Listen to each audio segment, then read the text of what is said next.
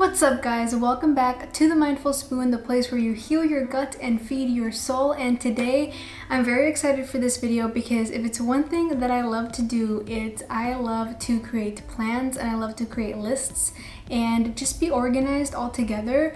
However, one thing that I have been struggling for the longest time is keeping the habit of being disciplined and keeping the habit of actually following up on my organization and following up on my to-do list and actually getting things done. And one of the biggest things that I've noticed is I get overwhelmed. And when I get overwhelmed and I get anxious, I notice that it just kind of encourages me to end up doing nothing. So in this video, I want to show you my technique for what I've been using, how I've been managing my time, and how I've been able to successfully discipline myself within organization and to-do lists. This might not work for everyone, but it could give you some ideas on how you can tailor your organization skills. Now let me tell you, I was one of those people that literally created so many lists. Like, I've thrown away so many post-its and lists and things, and sometimes they have important information, sometimes it's simply just to-do lists, and they've driven me crazy. They have not worked. I think especially because it's in loose pieces of paper that they're easy to lose, they're easy for me to throw away without knowing. So one of the big things that I noticed while I was testing things out, I noticed that I really like to see big picture stuff and small picture stuff at the same time, like simultaneously. So by realizing that I needed to see a big picture before I can actually dig into the details of everything that I needed to get done, I needed to have it at a spot where I can always see it every single morning or every single day. That way I'm reminded of what I need to do. So one of the first things that I started doing was I started using big calendars like this one that has like the month and every single day. And what I like about this one is that it doesn't have like giant spaces for me to put like information or to do things, because it allows me to write less and to keep it really synthesized, and it also gave me room to add more detail to things I needed to get done in another calendar, which I will show you in a little bit. Now you can obviously use this technique on a lot of different things. I personally like to use it on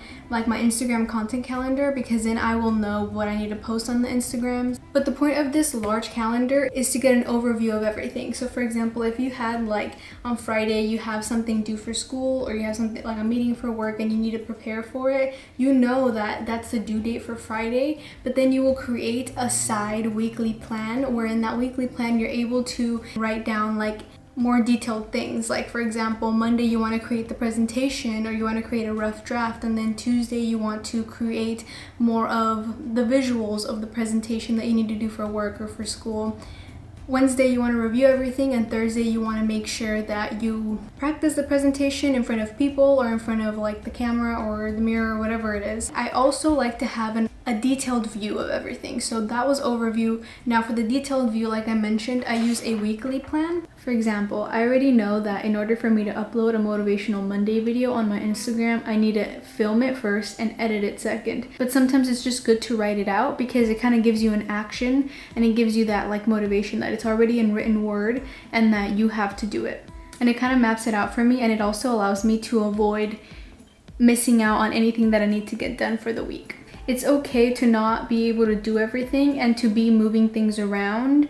I think that's why for a lot of people it could be helpful to do this online, to do this on like Google Calendar or something like that. So for example, let's say you have a paper due on Friday or Saturday and you want to break it down so that it's become easy for the rest of the week. What you can do is on Monday and Tuesday you can create your first draft or your first intro. Then on Wednesday and Thursday you can create the body paragraphs, so that Friday you can go ahead and go through that first draft and see what needs to be changed before you submit it. I created this on Canva, and it's just like a printable plan that I can easily print out every week, or I sometimes just print out like 5 at once and then I use it for the month. So you guys can definitely do that. I will link that down below actually. And what I like to do is really dive into this and really use as much detail as I can so that it clears my mind of any like anxious or overthinking feeling of like what I need to do to get there, like what I need to do to get to finish that presentation, what I need to do to get to finish that paper, or what I need to do to get to finishing this video. And I feel like making it super obvious for yourself and making it just like not a hard thing to think about within that calendar makes it way easier for you to actually achieve those goals and to actually get your work done. That's about it for this video. Thank you guys so much for watching. I hope you enjoyed it. I am really passionate about all types of organization and to-do lists and stuff like that. So this is definitely something that has actually worked for me.